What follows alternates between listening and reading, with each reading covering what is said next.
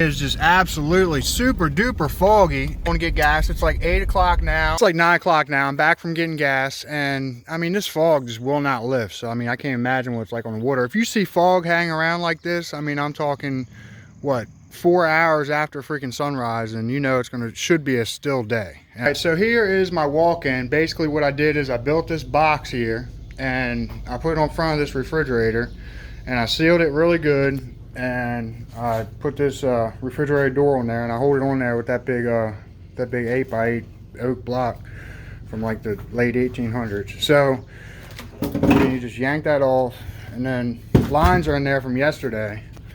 So that's what I got going on, and I mean, it holds at around 50 degrees, which is enough for clams and what have you. And yeah, so that's what I got going on here. Okay, and what I ran yesterday was this line. It's like a 400-foot line, and then somebody else took this line, and so both these are from all this bait's from yesterday and was used yesterday. Somebody else took this line. This one's like 1,200 foot. So today I'll be running close to 2,000 foot, two different lines. Instead of yesterday where I had like 400. These barrels for this boat, their bottoms are too wide. I mean, it's horrible. My other ones, my roughnecks, they all deteriorated, or Rubbermaids. Whatever I had last year, the regular trash cans, they deteriorated. So I got to use these stupid wide bottoms. All right, I'm finally getting ready to roll out. It's like 9:30, and I mean, the tides and everything, I know yesterday everything's an hour later, so I know what's going on with that. I don't gotta look into anything. The wind, I can just tell, just because you know what's gonna happen for the most part. Yesterday, I kind of knew it was gonna storm. I mean, you gotta be able to do this stuff by feel. You can't be looking and doing all this research. I mean, this, that, and the third for crabbing. You just gotta go do it. It's really late now, and yesterday what happened is after I loaded the boat on the trailer, I freaking sent a weight on that switch. So this thing was running the whole ride home. It drained my batteries out. I called it when I got home. I didn't think I was going to be crabbing today. So anyway, I come down here, I go to start it up, and I get nothing. So I really need to figure out what the emergency startup procedure is for the pool start. I got to look into that. It's not just pull it, because I tried that. I don't know. But anyway, I went and got my Harbor Freight special here, and all the way at the house, and freaking with the broken clip, hooked her up, and yeah, she worked. So hopefully it'll, the magneto or whatever it is that charges the batteries. I got two batteries here. I got them hooked up in parallel to charge this and for that, and they're both starter deep cycle batteries. They're not true deep cycle batteries for like trolling motors. So anyway, that happened, so that's putting me even later, but tides were up really good. I should be catching a good outgoing tide. The water is really still. I mean, it's still a little bit foggy, but I can definitely manage with this. So I mean, the tide, it's pretty high tide earlier, and there's some debris on the water, so you gotta watch out for that. Getting ready to turn around, lay this thing out. I'm gonna go ahead and try to catch this edge at about 12 foot, 12, 13 foot, so that when the tide goes out, you should be hitting them on around 11 foot. All right, I got her all laid out now. I mean, every inch of both those lines is laid in between 13 and 11 foot. I didn't see 14, and I didn't see 10 the whole time I was laying them out. What's going to happen is, as the tide goes out, it's actually going to take them a little bit deeper.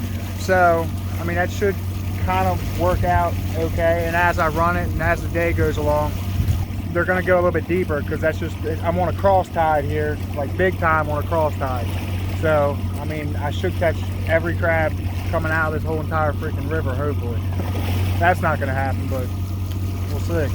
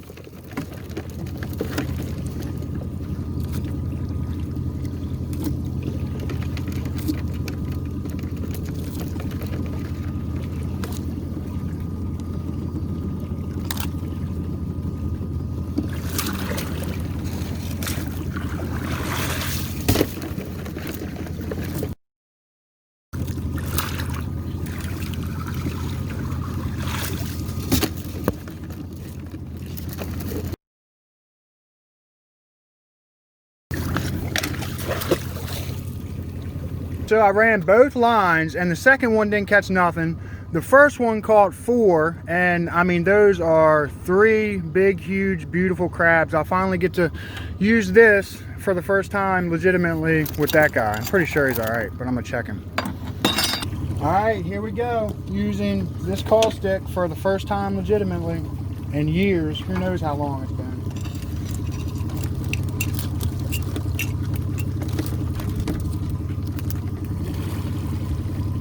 And he's just too small. Good call stick there.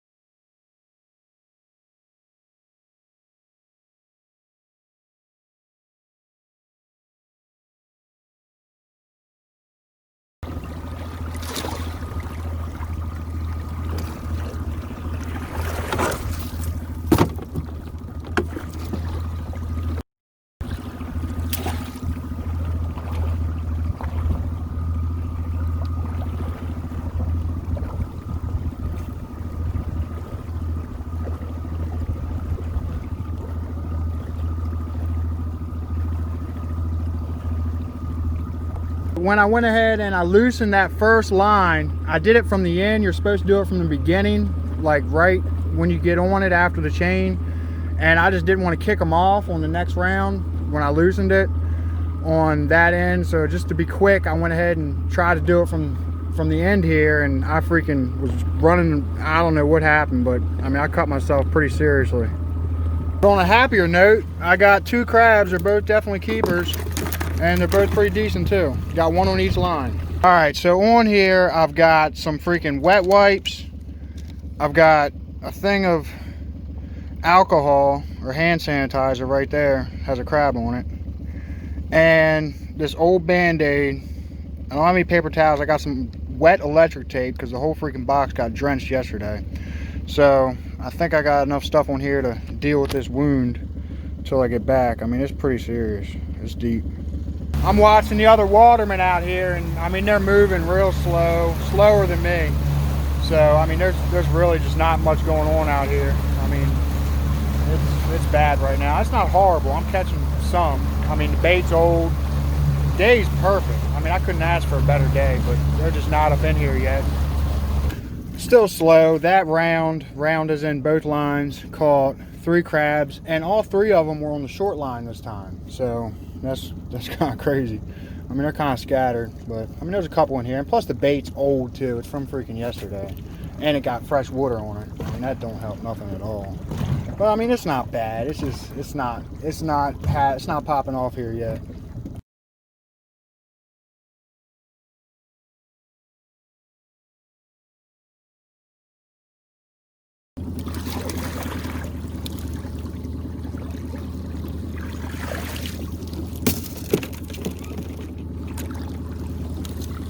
Did a whole round, caught one good one. So at this time, boat traffic's starting to pick up. It's pushing noon.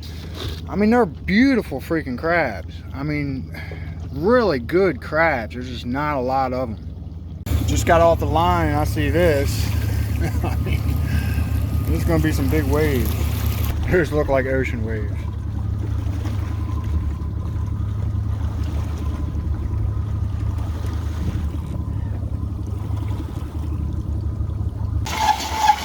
All right, I'm yanking in this small line. I just ran it and I didn't see a freaking crab, so.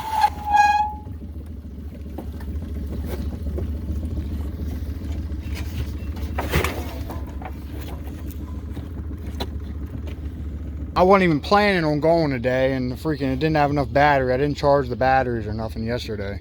And I'm pulling, I got it like halfway in and I started pulling it by hand and I got a snag, like a bad snag. So I went ahead and hooked it on that cleat, and I'm gonna go ahead and try to yank off it without tearing anything up. See what happens here.